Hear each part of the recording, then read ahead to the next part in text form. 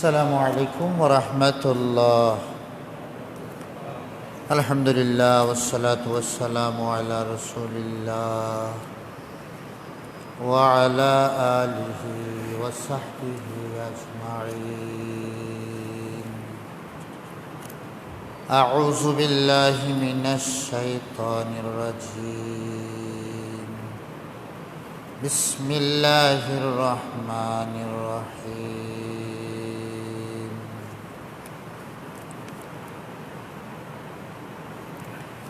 إنا أعطيناك الكوثر فصل لربك وانحر. وقال تعالى إذن ولكل أمة جعلنا منسكا ليذكروا اسم الله على ما رزقهم من بهيمة الأنعام فإلهكم إله واحد وبشر المخبتين. اللهم صل وسلم دائما أبدا على خير خلقك وحبيبك نبينا وحبيبنا محمد وعلى آله وصحبه أجمعين. فالحمد لله رب العالمين. محترم মুকররম উলামায়ে কেরাম, মুআজ্জাজ সম্মানিত আমার প্রিয় মুসল্লি মুসলমান ভাইগণ,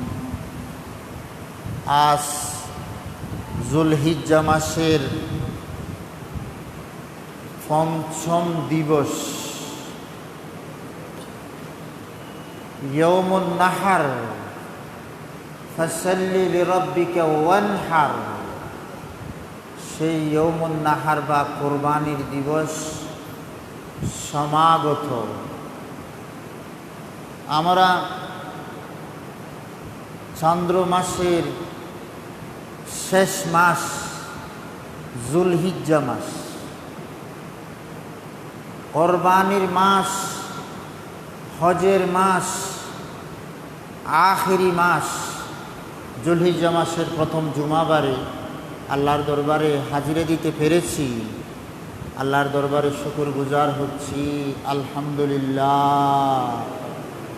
প্যারে মুসল্লি মুসলমান ভাইগণ, যুলহিজ্জা মাসের প্রথম 10 দিনের আমালে মাসনুনা, সুন্নত মোতাবেক আমলের ভিতর যারা সিয়াম সাধনা করতেছেন 9 দিন ব্যাপী, অথবা সোমবার বৃহস্পতিবার, অথবা নিজের সাধ্য অনুযায়ী আল্লাহর দরবারে ফরিয়াদ জানাই, আল্লাহ আমাদের সবার অন্যান্য ইবাদতের সাথে সিয়াম সাধনা, রোজা আল্লাহ যেন কবুল করেন, আমিন। প্যারে হাজিরিন, কোরবানির দিবস সমাগত।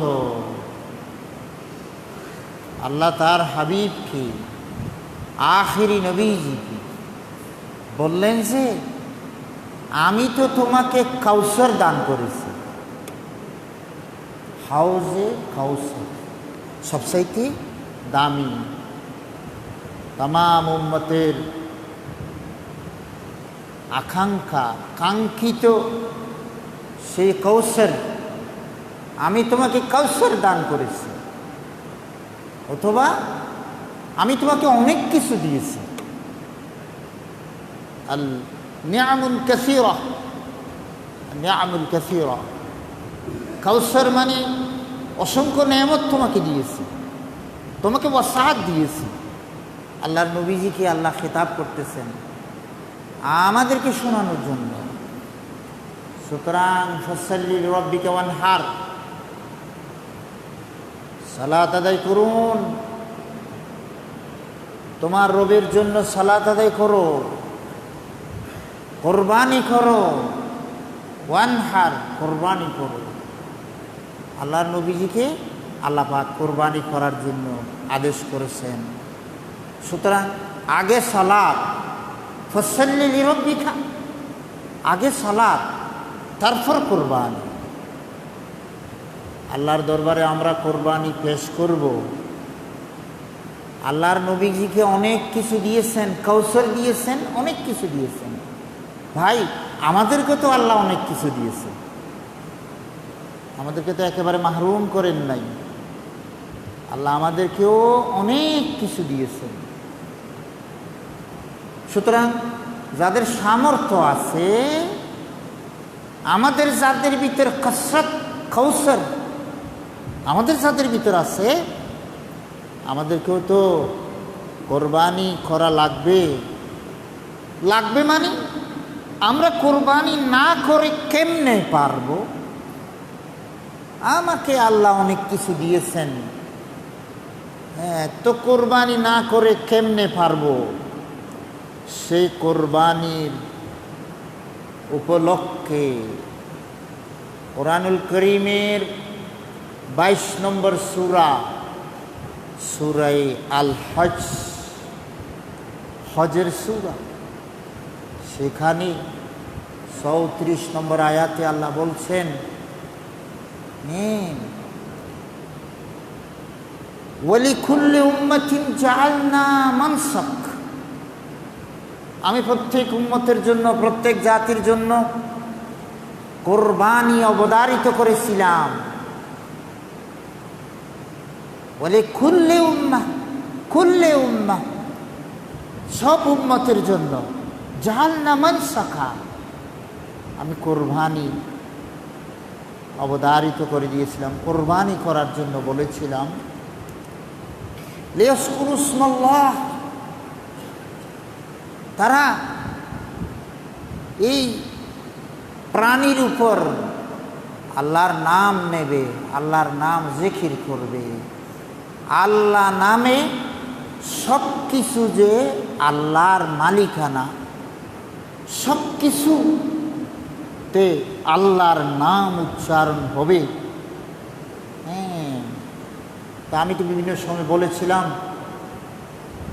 মুরগির ফার্মের মালিক, মুরগির ফার্ম যে দিল, সে কি তার শত মুরগির ভিতর 10-20টা জবাই করে খাওয়ার জন্য, বিলানোর জন্য অধিকার কি তার নেই? সবগুলোই যদি সে কোরবানি দিতে চায়, মানে সেগুলো যদি জবাই করতে চায়, বাধা দেওয়ার কে আছে? আল্লাহ সুবহানাহু ওয়া তাআলার সৃষ্ট মখলুকাত সবগুলো আল্লাহতে কোরবান হবে। এখানে আবার কার কি বলার আছে? কোন যুক্তিতে যে কোরবানি করা যাবে না? অনেকে প্রশ্ন করতেছেন, করোনার এই মুহূর্তে দান করলে কি হয় না কোরবানি না করে? বন্ধু, টাকা পয়সা তুমি এত অভাবে? বাংলাদেশের মতো একটি উন্নয়নশীল দেশ, এই করোনাতে টাকা পয়সার কোনো অভাব এই দেশে দেখতে পাচ্ছি না। বিদেশ থেকে এই করোনা কালে যে টাকা আসতেছে, রেমিটেন্স আসতেছে, কল্পনাতীত ব্যাপার। সরকার ভাবেও নেই কোনোদিন এত টাকা যে দেশে আসবে, বিদেশ থেকে এই দেশের সন্তানেরা যে এত টাকা পাঠাতে পারবে। ও ভাই, কোরবানি করতে বললে বলে দান করব? প্যারে হাজরিন, দান করার জন্য টাকার কোনো অভাব নেই, সম্পদের অভাব নেই। বছরে একটি দিন মাত্র, একটি পশু মাত্র কোরবানি করতে বলছে। সেখানে কেন প্রশ্ন উঠে, না আতাইনা কাল কাউসার, আমি আপনাকে কাউসার দান করেছি। ওয়ালিকুল্লি উম্মাতিন জাআলনা মানসাকা, গোশত খাওয়ার জন্য নয়, লিয়াজকুরু ইসমাল্লাহ, আল্লাহর জিকির করবে। আলা মা রাযাকাহুম মিন বাহিমাতিল আনআম, এই গৃহপালিত চতুষ্পদ জন্তুগুলো, ওট, গরু, মহিষ, ছাগল, দুম্বা, ভেড়া, এইগুলো আল্লাহর সৃষ্ট এই প্রাণীগুলোকে আল্লাহ দিয়েছেন, দান করেছেন। আলা মা রাযাকাহুম মিন বাহিমাতিল আনআম, এজন্য আল্লাহর নাম নেবে, জিকির করবে, জিকির করবে। লিয়াজকুরু ইসমাল্লাহ আলা মা রাযাকাহুম মিন বাহিমাতিল আনআম ফাইলাহুকুম ইলাহুন ওয়াহিদ।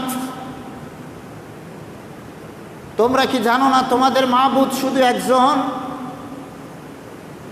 হাজার লক্ষ দুম্বার মালিক, হাজার হাজার উটের মালিক।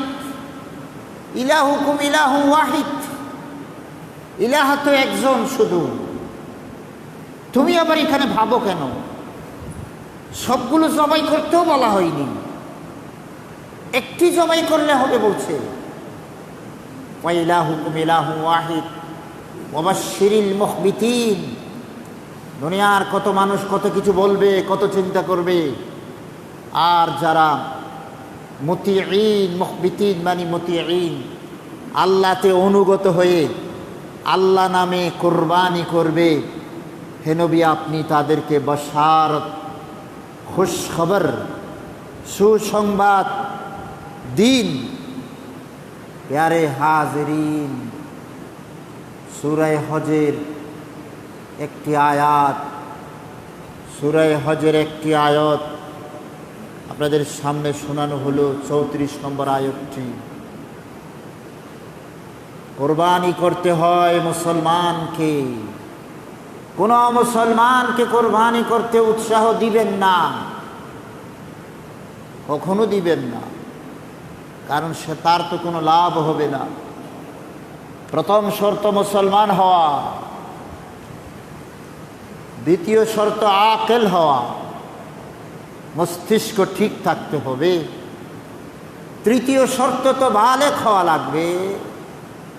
নাবালেগের সম্পদ থাকলে ওই সম্পদ থেকে কোরবানি দেওয়ার প্রয়োজন নেই। আপনি আপনার সম্পদ থেকে আপনার সন্তানের নামে কোরবানি করতে পারেন। তৃতীয় নম্বর শর্ত হলো বালেগ হওয়া। বালেগ হওয়া।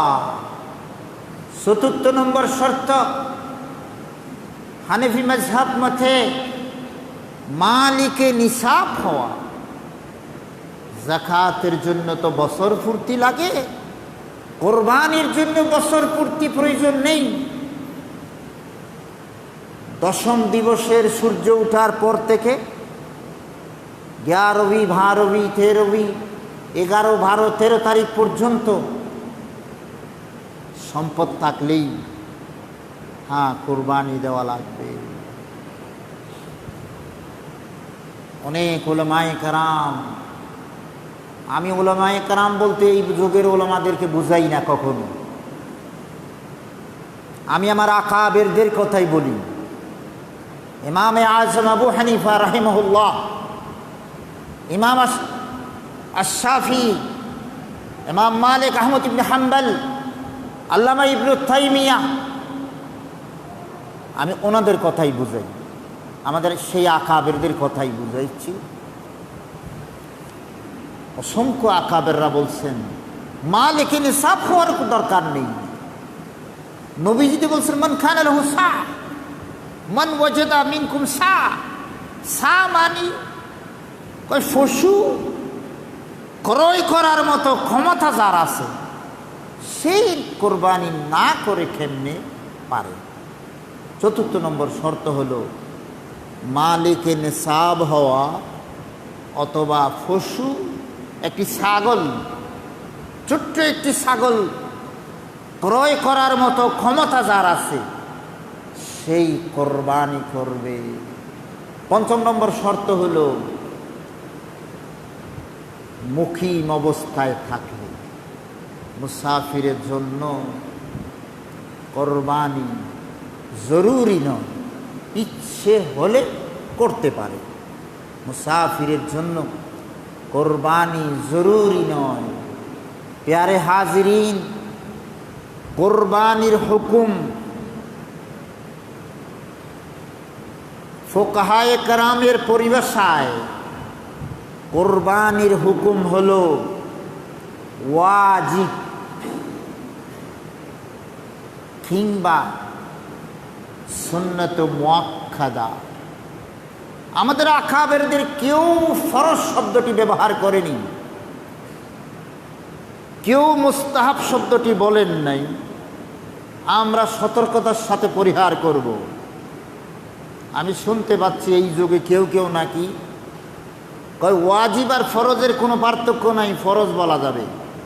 নো, আমাদের আকাবেররা ফরজ শব্দটি বলেনি, আল্লাহর কোরআনে ফরজ শব্দটি আসেনি, হাদিসে রাসূলে ফরজ শব্দটি আসেনি, আমাদের ফুকাহায়ে কেরাম ফরজ শব্দটি বলেনি। যতই গুরুত্বপূর্ণ হোক না কেন, আমরাও সতর্কতার সাথে কোরবানি ফরজ এই কথা বলবো না, বলতে পারি না। সাথে সাথে এত গুরুত্বপূর্ণ একটি ইবাদতকে হালকাভাবে দেখিয়ে কোরবানি করলে করুক, না করলে কোনো সমস্যা নেই, এই জাতের কথা বলা, আস্তাগফিরুল্লাহ আস্তাগফিরুল্লাহ, এটা নুদুবের পর্যায়ে চলে যাওয়া না। ওখান থেকেও আমরা সতর্ক থাকবো, ওইরকম কথাও আমরা বলবো না। আমাদের আকাবেদের কথাই সঠিক মেনে নেব, বলবো ওয়াজিব কিংবা পরিভাষা বলবো সুন্নাতু মুআক্কাদা।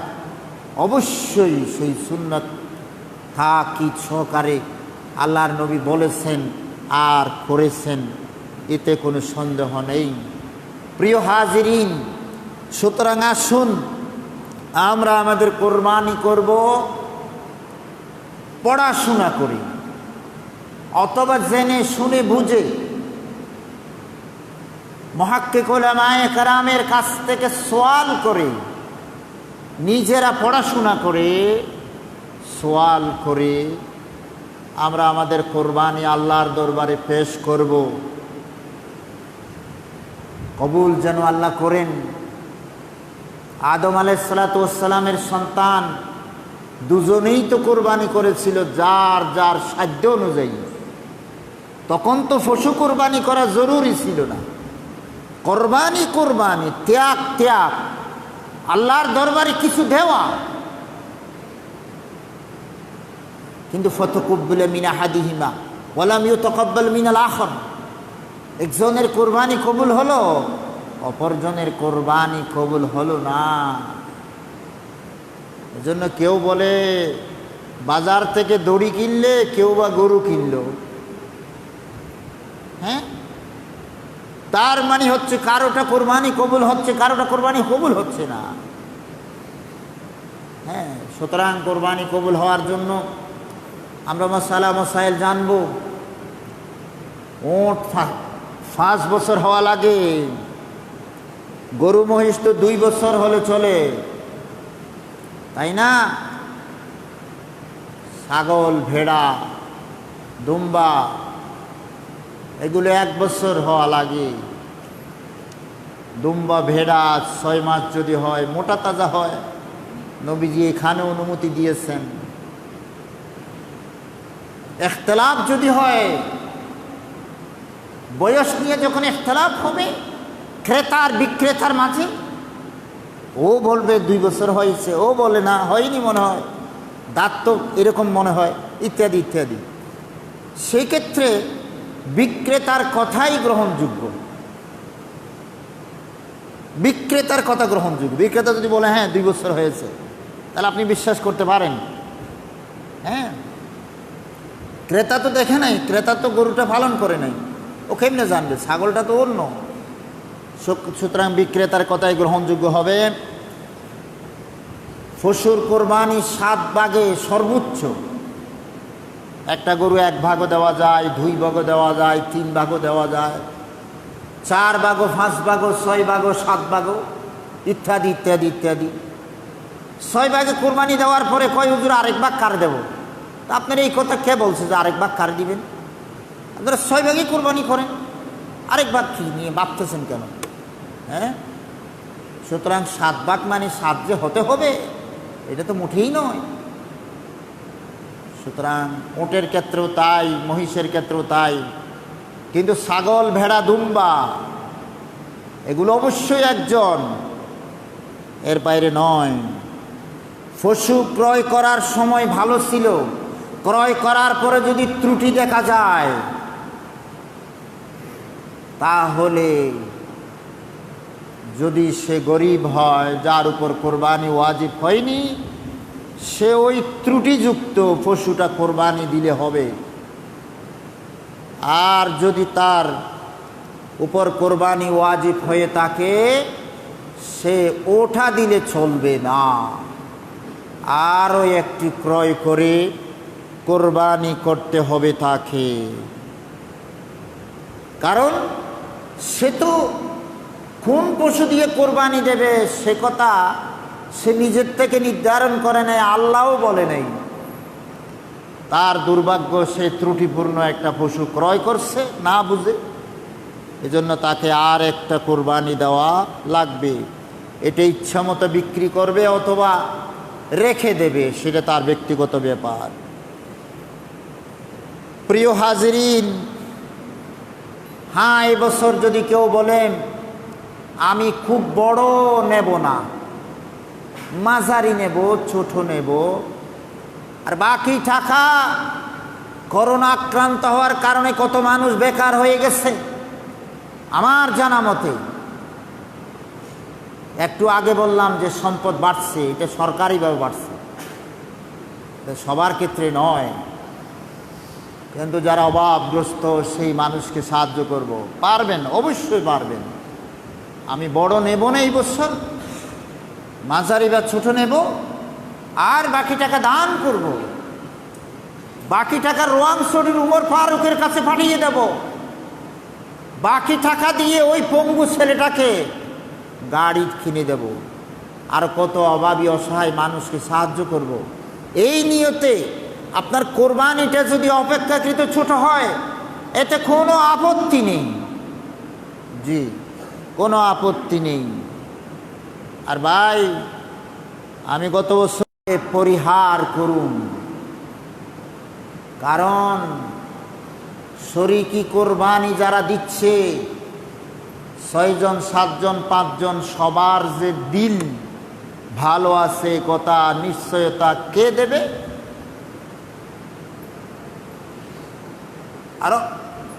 আরো দেখা যায় সুদ, ঘুষ, মিথ্যা দিয়ে আয় উপার্জন করছে। আপনারটা তো ভালো আয় উপার্জন, তা আপনার শরীকদারেরটা তো আয় উপার্জন হালাল নয়। তা আপনি হালাল আর হারাম মিশ্রিত করে কোরবানি করবেন, শরীকি কোরবানি জায়েজ আছে বটে, সুন্নাত বলতে পারি না ভাই, কারণ পেয়ারে নবীজি কখনো শরীকি কোরবানি করেননি। আমার নবীজি তো উট দিয়েও কোরবানি করে নাই, গরু মহিষ তো দূরের কথা। নবীজি সবসময় ছাগল দিয়া, দুম্বা, ভেড়া দিয়ে কোরবানি করেছেন নবীজি আমাদের। তো পেয়ারে হাজেরিন, বিশাল বিশাল গরু কিনা লাগবে সেটা নিশ্চয় নয়। সুন্নাহ বলতে পারেন না, জায়েজ বলতে পারেন। প্রিয় হাজেরিন, বেনামাজি 5 ওয়াক্ত নামাজ পড়ে না, তাকে আপনি কোরবানিতে শরিক করবেন? জুমা পড়লে কি হবে? বেনামাজির যে ঈমান নেই, 5 ওয়াক্ত যে নামাজ পড়ে না, তার ঈমান যে নাই, 3 ইমাম এই ব্যাপারে ইত্তেফাক। ইমাম আবু হানিফা রাহিমাহুল্লাহ শুধু বলেছেন ঈমান থাকলেও থাকতে পারে,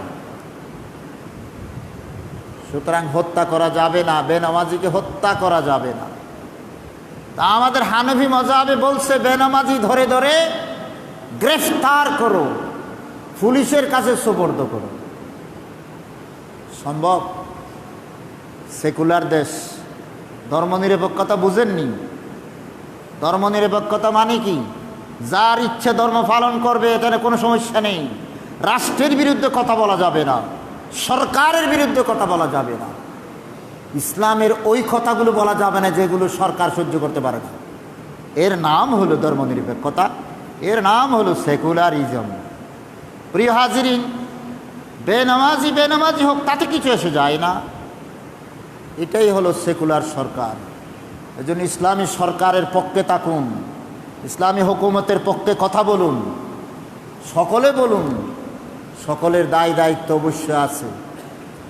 প্রিয় হাজিরিন, আমার প্রিয় সম্মানিত মুসল্লি ভাইরাম, পশু ক্রয় করার পর সেই পশু থেকে কোনো শ্রম নেবেন না। এখন তো সাধারণত শ্রম নেওয়া হয় না। দুধ খাবেন না। দুধ যদি দোহন করতে হয়, সেই দুধ সাদাকা করে দেবেন। হ্যাঁ, দুধ দোহনও করা যাবে না পশুর।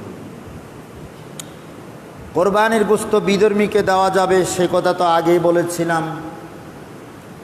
এবং কসাই নির্ধারণ করুন উপযুক্ত দাম দিয়ে। কসাইকে বলবেন, ভাই গোশত দেব না, কত নিবা সেটা বলে দিতে হবে। ওটা না বললে আপনার কোরবানি হবে না। কারণ কম টাকা দিলেও সে আসবে, যেহেতু আপনি গোশত দিবেন ওটা তো জানেন, তাহলে তার টাকাগুলো গোশত থেকে উসুল করে নেবে।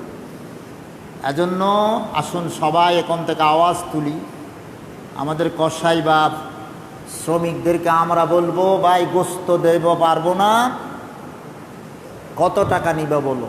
একজনে করো, তিনজনে করো, চারজনে করো, কত টাকা? অত টাকা দিয়েই শ্রমিকদেরকে আপনারা রাখুন।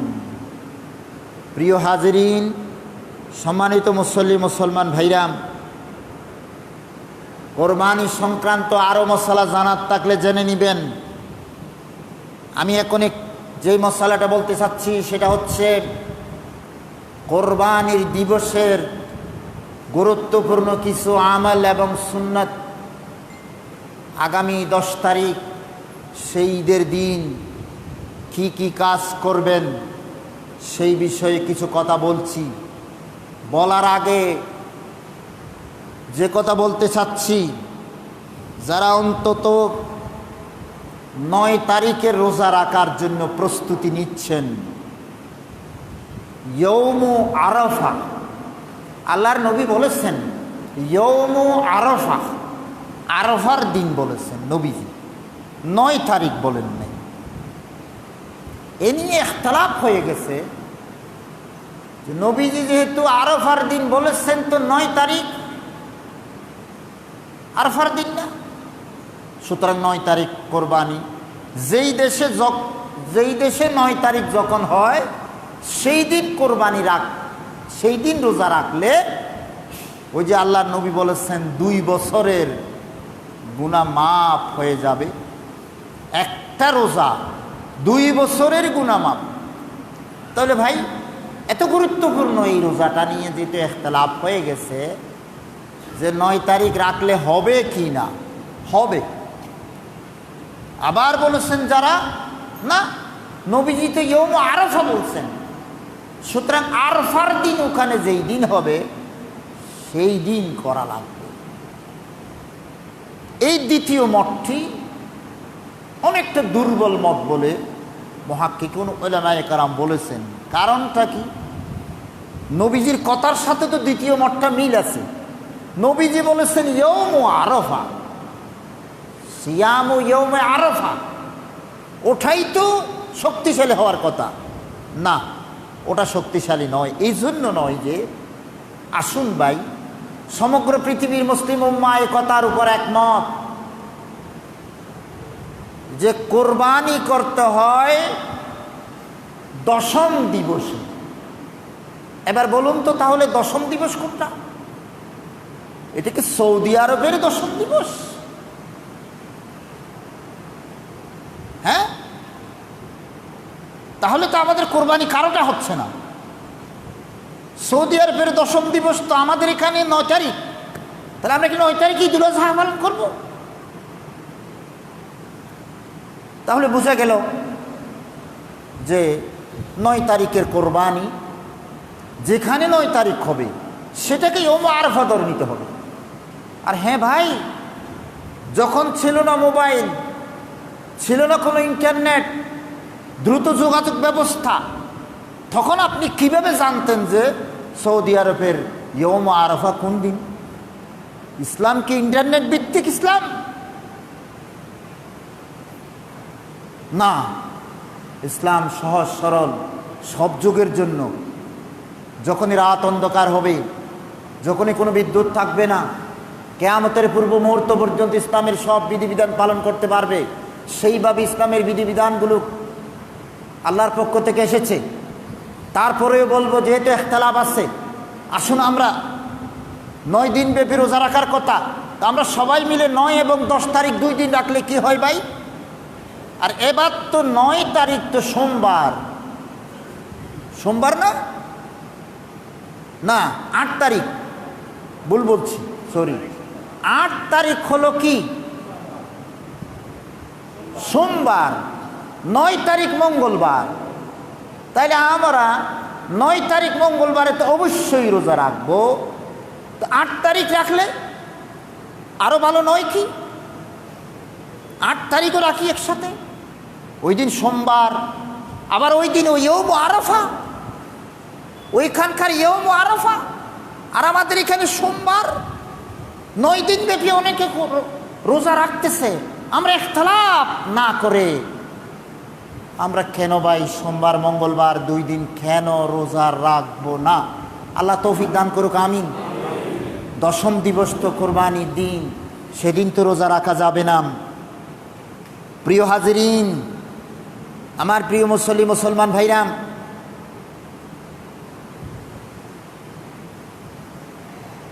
দশম দিবস সবচেয়ে গুরুত্বপূর্ণ দিবসটা আমাদের কাছে আসতেছে। 10 তারিখ ঈদুল আজহা, ইয়ৌমুন নাহার, খুবই গুরুত্বপূর্ণ দিবস। এই 10 দিনের ভিতর শেষ দিন 10ম দিবস, এই কোরবানির দিবসটা সবচেয়ে গুরুত্বপূর্ণ দিবস। সেই 10ম দিবসে আমালে মাসনুনা কি কি? প্রথমে আমরা দিনটা শুরু করব, জীবনে আর কোনো দিন তাহাজ্জুদ না পড়লেও সেই দিন একেবারে কম যদিও হয়, আজান দেওয়ার আগে 2 রাকাত হলে তাহাজ্জুদের নামাজ দিয়ে আমরা শুরু করব ইনশাআল্লাহ। প্রিয় হাজিরিন, আমাদের প্রথম কর্মসূচি হবে তাহাজ্জুদের নামাজ। জীবনে পড়ার অন্য দিন হয়তো সুযোগ হয়নি, রমজান চলে গেছে তো তাহাজ্জুদ অনেকে আর ধরতে পারেনি। প্রিয় ভাইরা, প্রথম কর্মসূচি আমরা তাহাজ্জুদ দিয়ে শুরু করব। দ্বিতীয় কর্মসূচি জামাত সহকারে ফজরের নামাজ, জামাত সহকারে ফজরের নামাজ। তৃতীয় কর্মসূচি মিসওয়াক, নবীজি বলেছেন মিসওয়াক। হায় হায় হায়, আমরা নাকি বলে সুন্নি, এখানে ওয়াবি কেউ আসেননি ভাই, মনে হয় কেউ নাই, নাই কেউ ওয়াবি নেই, সবাই সুন্নি। আপনার মিসওয়াক কই? মিসওয়াকের জন্য একটা অধ্যায় হাদিসে আছে, নাউজুর, এই তালন নেই আইন। রসুলে যা বলেন সেগুলো করব, 7 দিন আর সালিশিয়া একেবারে নসাইকে মজুর। কিন্তু মিসওয়াক আর দরবারও তো নেই, কে একজনে বলছিল আর কি। প্রিয় ভাই, 3 নম্বর কাজ নাকি, আমি নাম্বার দিয়ে বলছি, মিসওয়াক। 4 নম্বর কাজ তো গোসল। 5 নম্বর কাজ উত্তম কাপড় যেটা আছে বিশ্ব নবীজির একটা ভালো কাপড় ছিল, এটা কোনটা? যেটা দিয়ে নবীজি জুমাতে আসতেন, ঈদের নামাজে যেতেন, নবীজির হিসাব একটা কাপড় ছিল, আর আমরা তো প্রতি বছর কাপড় কিনি। হাই ভাই, সুতরাং আমাদের 5 নম্বর কাজ হচ্ছে ঘরের সবচাইতে উত্তম আপনার আমার যে ড্রেস, ওই পোশাকটা নেবেন। জুব্বা হওয়ার দরকার নেই, শার্ট প্যান্ট পরলে কোনো ইসলামে নিষেধ নেই। হ্যাঁ, তবে আপনি যদি ইহুদি নাসারার সাথে তাল মিলানোর জন্য যদি টাইট প্যান্ট পরেন, তাহলে সেটা ভিন্ন কথা। শার্ট প্যান্ট পরা কি গুনাহ না সওয়াব? আমি বলি সওয়াব তো নয়, জায়েজ আছে, তবে গুনাহ হওয়ার সম্ভাবনা আছে। কোথায়? আপনি শার্ট প্যান্ট পরেন কেন? কেনর উত্তর একটু দিতে হবে। ছোটোবেলা থেকে অভ্যাস, এই কারণে পড়তেছেন, ভালো কথা, পড়তে পারেন, সমস্যা নেই। আপনি যদি ইহুদি নাসারা পশ্চিমাদের সাথে মিলানোর জন্য, আপ টু ডেট হওয়ার জন্য শার্ট প্যান্ট পরে অভ্যস্ত, তাহলে আপনার এই শার্ট প্যান্টের ব্যাপারে খবর আছে। কিন্তু প্রিয় মুসল্লিরা, 6 নম্বর আতর ব্যবহার করবেন, নবীজি সুন্নাত বলছেন। 7 নম্বর, কোরবানিতে যাওয়ার আগে কিছু খাবেন না, কিছু না খাওয়া। 7 নম্বর, কিছু না খাওয়া। 8 নম্বর, এই না খাওয়াটা শেষ পর্যন্ত কোরবানির পশু জবাই করে সেখান থেকে খাওয়া। ইমাম বাইহাকি, তিরমিজি প্রমুখরা যে হাদিস বর্ণনা করছেন, ইয়াকুলু মিন লুহুমি উযহিয়াতিহি, আল্লাহর নবী কোরবানির গোশত দিয়েই আরম্ভ করতেন। বাইহাকি রওয়ায়াতের মধ্যে এটা তো আসছে, মিন কবদে উযহিয়াতিহি। তাহলে এটাকে আমরা নাম্বার আরেকটা দিতে পারি। 9 নম্বর, কলিজার গোশত খাওয়া আগে। মজা লাগে না? সুন্নাত খুব মজা লাগে। মজা লাগলে কি হয়? এই যে কি, কয়টা বাজে জুমাতে আসবেন? কয়টা বাজে ঈদের নামাজ আসবেন? 8টা, 9টা, নাকি 10টা বাজে আসবেন? আচ্ছা, তো এতটা বাজে এসে এই সুন্নতগুলো কেমনে পালন করবেন? এতটা বাজে এসে জবাই কয়টা বাজে করবেন? সকালবেলা এমন কি কাজ থাকে যার কারণে আমরা সূর্য ওঠার পর পর ঈদুল আজহা আদায় করতে পারি না? কারণটা কি? সূর্য ওঠার পর পর আমরা যে ঈদুল আজহা পালন করতে পারি না, বাংলাদেশি ইসলাম আর কি। বাংলাদেশি ইসলাম হলো কমপক্ষে 8টা বাজতে হবে, কারণ সকালবেলা থেকে উঠে অনেক কাজ, এই বাঙালির কাজ ফুরাই না। তাছাড়া সারা জীবন এত আগে আগে কোনো দিন করি নেই, এত সুন্নত পালন করি কি লাভ হলো? প্রিয় হাজিরিন, আরেকটি সুন্নত হলো খুব ভোরে ভোরে মসজিদে রওনা দেওয়া। ইমাম আবু হানিফা রাহমাতুল্লাহ বলছে সূর্য ওঠার পর পর রওনা দাও, আর বাকিরা বলছেন না, সূর্য ওঠার আগে থেকে রওনা দাও। আমাদের মসজিদ তো কাছে আছে। প্রিয় হাজিরিন, খুব ভোরে ভোরে আসার সুন্নত যদি পালন করতে হয়, গোশত দিয়ে যদি খাবার আরম্ভ করতে হয়, খলিজা খেয়ে যদি আরেকটা সুন্নত পালন করতে হয়, এবং যাদের ডায়াবেটিস আছে, গ্যাস্ট্রিক আলসার খুব কড়া, তারা অতটা পর্যন্ত অপেক্ষা কেমনে করবে? আপনার আমার কারণেই তো তারা কষ্ট পাচ্ছে। সূর্য ওঠার পর পর যদি ঈদুল আজহাটা আদায় করে ফেলতে পারতাম, তাহলে সবাই তো এই সুন্নতের মধ্যে শরিক হতে পারত। কেন আমাদের তকদির ফিরে না? এবার বলেন, দরবেশীয় সাইজ আহমদের মুসল্লিরা কয়টা বাজে ঈদে আসবেন সেটা বলে ফেলেন মাঝখানে। দেখি একজন বলেন, হ্যাঁ কয়টা? ফজরের নামাজের পরে একজনে বলে দিছে, খুব সাহস। বাকিরা বলছে বাপ রে, কেমনে পারি? আমাদের মুরব্বীরা কিন্তু চুপ, কারণ ওদের বয়স তো হয়ে গেছে, এটি কেমনে করব? আমাদের সেক্রেটারি সাহেব বলছে, আমাকে ফোনে জানাইছেন, কয়জোর আমরা একটা সলা করছি 8টা।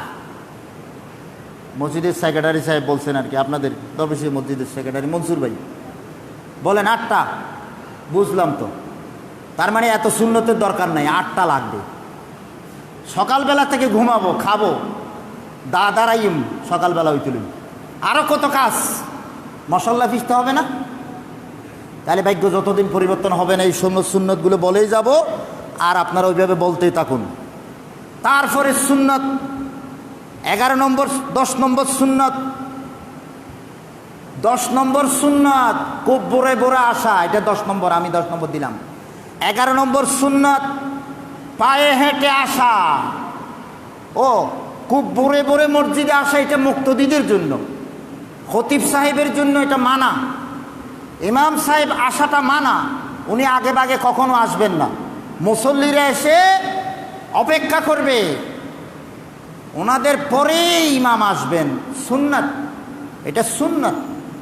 প্রিয় হাজিরিন, 11 নম্বর সুন্নাত বললাম, হেঁটে হেঁটে আসবেন, হেঁটে যাবেন। 12 নম্বর সুন্নাত প্রথম কাতার দখল করা, 12 নম্বর সুন্নাত প্রথম কাতার দখল করা। 13 নম্বর সুন্নাত তাকবীরের ধ্বনি বড় বড় দেওয়া, 13 নম্বর সুন্নাত তাকবীরের ধ্বনি বড় বড় দেওয়া। 14 নম্বর এই 13 নম্বর সুন্নাতটা মসজিদে বা ঈদগাহে আসার পরে জারি রাখবেন। যেইভাবে হাজী সাহেবরা তলবিয়া লব্বাইক আল্লাহুম্মা লব্বাইক জারি রাখে, আপনিও তাকবীর বলতে বলতে তাকবীর জারি রাখবেন। খতিব সাহেব খুতবা নামাজ শুরু করা পর্যন্ত আপনি তাকবীর জারি রাখবেন। জি, 13 নম্বর। 14 নম্বর সুন্নাত ঈদগাহে ঈদের নামাজ আদায় করা, কোনো উজর ছাড়া মসজিদে ঈদের নামাজ পড়া মাকরু বলেছেন আমাদের 4 ইমামের সবাই। এই জন্য আমি সহ দরবেশীয় মসজিদ সহ পুরো বাংলাদেশে ঈদের নামাজ সবারগুলো মাকরু হচ্ছে, কারণ আমরা ইচ্ছাকৃতভাবে মসজিদের মধ্যে, আমার ইমাম সাহেব বুজুর্গ ইমাম সাহেব হুজুর বলতেন, সরফুদ্দিন সাহেব হুজুর বলতেন যে এই মাঠ গরিব দিয়ে মাটি বেনি ঈদের নামাজ শরীফের লাগে। তো এগুলো তো নুরুল আলম তারা কবে করবে তো আমি জানি না। এই মাঠের মধ্যে ঈদের নামাজ যতদিন পড়তে পারবো না আমরা মনে রাখবো আমরা একটা মকরু কাজ করে যাচ্ছি। বিশ্বনবী তো যেই দিন বৃষ্টি হয়েছিল সেদিনও তো নবীজি মসজিদে আদায় করে নাই, কয় অপেক্ষা করো মসজিদে নবী, যেখানে 1 রাকাত 1000 রাকাতের সওয়াব, অন্য হাদিসে 50,000 রাকাতের সওয়াব। সেই মসজিদে নবীতে নবীজি দাঁড়িয়ে বললেন বৃষ্টি থামুক থামুক, এরে নামাজ নহরিয়ম, মাঠে চলে যাবো। নবীজি মাঠে চলে গেছেন, দেরি করে সেই বছর ঈদের নামাজ পড়েছেন রে ভাই। এই দরবেশীয় মসজিদের মুসল্লি আমার প্রিয় ভাইরা, কবে আরম্ভ করবেন আপনাদের ঈদের জামাত? ওইখানে ঈদের জামাত পাশে মাঠ তো আছে। ও 14 নম্বর গেল। 15 নম্বর সেটা ওয়াজিব, ঈদের নামাজ আদায় করবেন। 16 নম্বর খুতবা শুনবেন, খুতবা শোনা। 17 নম্বর একটু হলেও দান খয়রাত করা, দান খয়রাত যতটুকু পারেন। 18 নম্বর রাস্তা পরিবর্তন করা, যেই রাস্তা দিয়ে আসছিলেন সেই রাস্তা নয়। বিশ্বনবী আসার সময় যেই রাস্তায় মদিনা শরীফে কামাররা টুঙ্গুর টাঙ্গুর করত সেই রাস্তা দিয়ে এসেছিলেন। যাওয়ার সময় যেই মুসিরে জোতা সিলাই করত তাদের পাশ দিয়ে গেছিলেন। জানি না কি রহস্য, মনে হয় বিশ্বনবীর ঈদ সর্বত্র ছড়িয়ে দিতে চাইছিলেন। এক রাস্তা দিয়ে এসে অপর রাস্তা দিয়ে যাওয়া, তাহবিলুত তরিক। 18 নম্বর। 19 নম্বর হাসি মুখে সবার সাথে কথা বলবো, গোমরা মুখে থাকবো না। তাকাব্বালাহু মিন্না ওয়া মিনকুম, ঈদুল ফিতর নয় শুধু, এই ঈদেও বলবেন। জি, তারপর 20 নম্বরে যেটা বলছি কোরবানি করবেন। 21 নম্বরে যেটা বলছি খাওয়াবেন মানুষকে খাওয়াবেন। আল বাইসুল ফকির আল কানিয়া ওয়াল মুতাররা, এগুলো সূরা হজের আয়াতের অংশ। আল খানিয়া ওয়াল মুতাররা, মানুষকে খাওয়াও, খাওয়ানোর কথা। 22 নম্বর, পরিষ্কার পরিচ্ছন্নতার প্রতি গুরুত্ব দিবেন। ফজলাত, ওই সমস্ত জিনিসগুলো দাফন করে ফেলবেন যেগুলো খাবেন না, যেগুলো ফেলে দেবেন, নারী বুড়ি সহ। এরপরে আরও 3টে সুন্নতের কথা আসছে, কেউ কেউ একতলাফ যদিও বা করছেন। একটা হলো ছোট বাচ্চাদেরকে সাথে নিয়েই আসা ঈদের মাঠে, আরেকটি হচ্ছে নারীদেরকে উৎসাহ দেওয়া। বিশ্বনবী নারীদেরকে ঈদগাহে আসার জন্য উৎসাহ দিয়েছিলেন।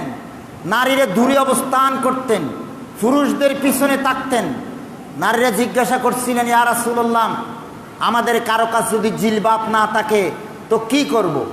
নবীজি বলেন, আরেকজনে একজনকে দিতে পারে না জিলবাব, বাইরের বোরকা, তারপরেও যেও। কেন যাইবে জানো? দোয়াতে শরীক হইবা, জিকিরে শরীক হইবা, নসিহত গ্রহণ করবা। কয়জুর মাসিক হইলে কি করব? আমি হাদিস শোনাচ্ছি, এগুলোর উপর কিন্তু অনেকের অনেক বক্তব্য আছে। হুজুর, মাসিক হইলে কি মেয়েটা যাইতে পারবে? নবীজি বলেন, মাসিক হইলেও যাইব মাইব। সুবহানাল্লাহ কইবে না? কত মাসিক হইলে তো নামাজ পড়া যায় না। নামাজ পড়ার দরকার নাই, জিকির তো করতে পারবে, তাকবীর তো বলতে পারবে। সুবহানাল্লাহ বলবেন না? তাকবীর বলবে, দূরে অবস্থান করবে।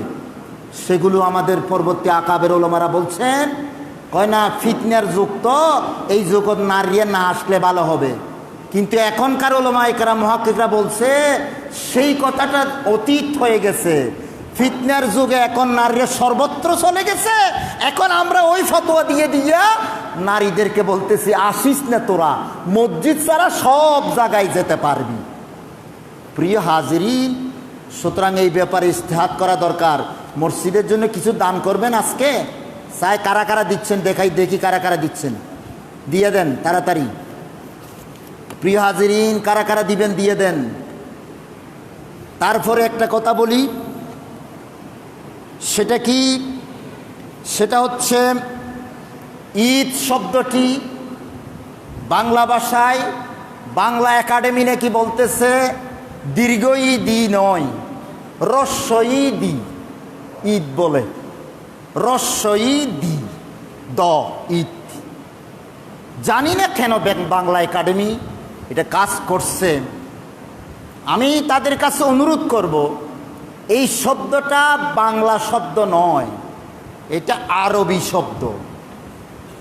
ইংরেজি কিংবা অন্য কোনো ভাষার শব্দ উচ্চারণ যেমন সেই ভাষাবিদদের কাছ থেকে শিখতে হয়, আরবি ভাষার উচ্চারণ আরবি ভাষাবিদদের কাছ থেকে নিতে হবে। আপনারা রস্বই দি দ ঈদ দীর্ঘই যে পরিহার করতে চাচ্ছেন, তাহলে কি হবে? আমার নবী তো শব্দটা বলছেন আইন ইয়া দাল, আইন ইয়া কি দাল, আইন ইয়াজের ই, এক আলিফ টানতে হবে। ই ওগো বাংলা একাডেমি, বাংলা থাকো ভাই, তোমরা তোমরা অনেক বড়, তোমাদের এতগুলো আমরা বুঝি না, আমাদেরগুলো নিয়ে তোমরা কেন এগুলো মাথা কামাইতেছ? আরবি শব্দ দীর্ঘই, দীর্ঘই দ ঈদ হতে হবে। আমি বাংলা একাডেমির ভাইদের কাছে বলবো, সম্মানিত ভাইদের কাছে বলবো, ওই যে সিন, সিন আপনারা সিন কিভাবে লিখেন ভাই? সতে দীর্ঘইকার কেন দেন? বাংলা একাডেমির ভাইদেরকে বলতেছি, সিনকে ওই যে সিনদেশ, এটা সতে রস্বইকার দিচ্ছেন না কেন আপনারা? সেই সংশোধনীটা দেখতে পাচ্ছি না। আল্লাহ তাআলা বুঝার তৌফিক দান করুন, আমিন। আপনারা সিনকে সিন করুন। আমাদের ঈদকে তারপরও ঈদ করতে পারবেন না, কিন্তু সিনকে সিন করার সাহস কই নাই। সেকুলারিজমের মজা বুঝতেছি ভালো করে। ধর্মনিরপেক্ষতার নাম হলো এই। ইসলাম নিয়ে তামাশা করা সম্ভব। যখন কেউ কিছু বলবে তখন বলবে না না না না না না, আমার উমর ফারুক হারিয়ে গেল, উমর ফারুক হারিয়ে গেল বাংলাদেশের জমিন। আমাকে দেখাতে হবে, আমাদেরকে দেখাতে হবে খ্রিস্টান ধর্ম গ্রহণ করার কারণে খাগড়াছড়ি, রাঙ্গামাটি, বান্দরবন এই পার্বত্য এলাকাতে কোনো খ্রিস্টানকে হত্যা করা হয়েছে, এটা তো আমরা দেখাতে পারবো না। উমর ফারুকের ব্যাপারে আল্লাহর দরবার আমরা কি জবাব দেব? এই যে মাহমুদুল হাসান গুণবতী নামে একজন কওমি আলেমকে গুম করা হয়েছে, কারা করছে তো জানি না। এই মাহমুদুল হাসান গুণবতীর একটা বড় গুণ ছিল, মাহমুদুল হাসান গুণবীর একটা বড় গুণ ছিল, এই কুমিল্লার বড় গুণবতীর আলেম এই গুণবীর একটা গুণ ছিল, সে আমার মতো মসজিদে খুতবা দিত না, তার জীবনটা উৎসর্গ করেছিল পার্বত্য এলাকার মুসলমানদের কাছে দ্বীনের দাওয়াত নিয়ে গহীন জঙ্গলে সে ঢুকে যাইত, একটার সাথে একটা চ্যানেল সেই নাকারে ঘটনাগুলো মিলতেছে কিনা। আমার প্রিয় মুসলমান ভাইরাম, এজন্য প্রাণ বেশি কাঁদে উমর ফারুকের জন্য। আমার যুবকরা আলহামদুলিল্লাহ অনেক টাকা সংগ্রহ করছে, এখনও আমাদের কমিটির সদস্যরা শরিক হয় নাই, আমিও শরিক হই নাই, প্রায় 70,000 টাকার মতো আমার যুবকরা তুলেছে, আলহামদুলিল্লাহ বলুন। আপনারা যারা শরিক হতে পারেন না শরিক হতে পারবেন, আল্লাহ যদি তৌফিক দেন একদিন আমরা সকলে যাব। আমিও নিয়ত করেছি আল্লাহ যদি সুস্থ রাখেন আমরা একসাথে যাব, তার বাড়িতে যাব, তার এলাকাটা দেখে আসব, কিছুই করতে না পারলে আল্লাহর কাছে অন্তত একটু জবাবদিহি করতে পারি মতো। প্রিয় হাজিরিন, আমার প্রিয় মুসল্লি ভাইরাম, কিছু প্রশ্ন আসছে, উত্তর দিয়ে দিচ্ছি।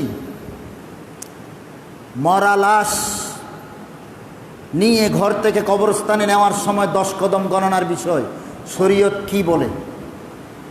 আমি অনেক পড়াশোনা করেছি, কোনো হাদিসে পাইনি, অনেক হাদিস যতটুকু আমি পড়াশোনা করছি, আর আমি তো ছোট মানুষ হলেও অন্তত আমি একথা নিশ্চয়তা দিতে পারি হাদিসে আছে কি নেই, এটা অন্তত বাইর করতে পারি হাদিসে আছে কি নেই। সুতরাং এই পর্যন্ত আমি নিশ্চিত হয়েছি আমার নবী এই কাজটা করেও নাই, কাউকে করতেও বলে নাই। 4 জনের 4 হাঁদে ধরো, খান বদল, এই খান বদলানির এই কাজ আমার নবী করেনও নাই, সাহাবারা তো এগুলো বুঝতেন না, এবং কোনো হাদিসে এই কথা নাই। হ্যাঁ, লাশ বহন করার ফজিলতের কথা আছে, একটি দুর্বল হাদিসে আছে 40 কদম হাঁটার কথাও আছে, কিন্তু এইভাবে ঘুরাই খান বদলানি আসলে বেদাত একটা চালু হয়ে গেলে আরেকটা তাতে শাখা বাইর হয়। কোনো ফজিলত নাই যে 40 কদম গুনতে হবে। নবীজি সাহাবায়ে কেরামরা যে 40 কদম 1 2 3 4 এইভাবে 40 কদম গণা গুনছিলেন কিনা কোনোদিন? দুর্বল হাদিস যেটা আছে সেটা তো আছে মাত্র এইটুকু যে 40 কদম হাঁটলে এটা কদমের ফজিলত বুঝাইছে। এখন যখন গণনা শুরু হয়ে গেছে আবার কে বা কারা শুরু করলো, হয় এলে গইলে নবুদা এলে ঘুরে গণ খান গুড়া। প্রিয় বাইরে এই পর্যন্ত তাই পেয়েছি। কোরবানি গরু গোশতের ওজন ধারণা করে নেওয়া নাকি সুন্দর তাজা দেখে নেওয়া? সুন্দর তাজা দেখে নেওয়া, আর আপনি ধারণা করে নেওয়া এটা তো অসুবিধা নয়, কারণ কোরবানির গোশত বেশি কম হওয়াটা আপনি কি খাওয়ার জন্য করতেছেন না, আপনি এটা খুব তাজা মোটা কিনা, গরুটা আসলে আমি ঠিক মতো পাচ্ছি কিনা এটা অনুমান করার জন্য বলেন। যদি বলেন যে এটাতে অন্তত এই গরুটাতে কত হবে, এই গরুটাতে কত হবে তুলনা করার জন্য, আপনি দামটা যাচাই করার জন্য এইভাবে যদি কিছু করেন, এটা গুনাহ হওয়ার কোনো কারণ নাই ভাই। জি, রমজানের রোজা, কাফফারা রোজা ও নফল রোজা ভাঙলে তার কাফফারা কি কি? রমজানের রোজা ভাঙলে, ইচ্ছাকৃত বা ভাঙলে তো জানেন আপনারা, ওইটাও থেকে দিতে হবে আর 60টা রাখে দিতে হবে ইচ্ছাকৃত। অনিচ্ছাকৃত ভাঙলে একটা দিলেই তো হবে। কাফফারা রোজা একই অবস্থা মানে কি আবার থেকে দিতে হবে আর কি। কাফফারা রোজা আপনি যদি ভাঙেন তো থেকে দিতে হবে। নফল রোজা ভাঙলে আমাদের ইমাম আবু হানিফা বললেন আবার একটা থেকে দিবা, ভাঙতে পারবা থেকে দিবা। বিশেষ করে বিয়ের দিন অলিমা, মেয়ের ঘরেরটা না ছেলের ঘরে অলিমা দিলে সাইরে ইমামে বলতেছেন রোজা থাকলেও রোজা ভাঙ্গিয়া আগে খাইয়ে ফেলো। এই জন্য বাইরে অলিমার দাওয়াত ফেলে এটা কিন্তু মিস করবেন না। এই যুবকেরা শেষ করে দিছে তোমাদেরকে, ওই বৈরাত নামক আমাদের মতো মৌলবী সাহেবরা এই জন্য দায়ী। আমি তো বারবার বলতেছি, আমাদের যে সমস্ত হুজুররা না বলে দুনিয়ার থেকে চলে গেছে, এখনও বলতেছে না বৈরাত খানও যাইব ইসলামের নদী, বৈরাত নাই, বৈরাত নাই, বৈরাত নাই। এটা এখনো পর্যন্ত যারা বলতেছেন না তারাই জানে জবাব কি দেবে। হ্যাঁ, অলিমার দাওয়াত পেলে নফল রোজা ভাঙার জন্য সাইরি ইমামে বলছেন।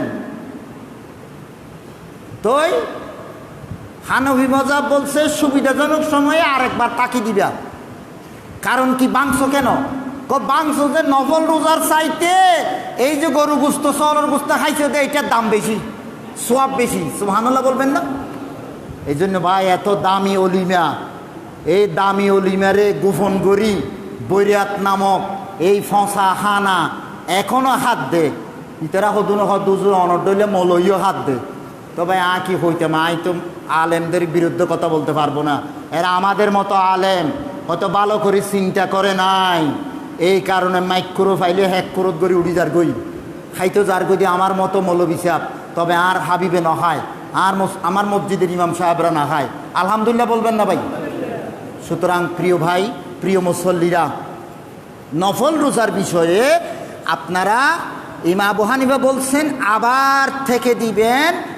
আরে ইমাম শাফি সাহেব, আহমদ ইবনে হাম্বল আর ইমাম মালিক সাহেব ওনারা বললেন যে না, নফল রোজা রাখি যদি বাঙ্গিয়ে ইচ্ছাকৃতভাবে অলিমার দাওয়াত খাইয়ে থাকো, নফল রোজা আর রাখতে হবে না।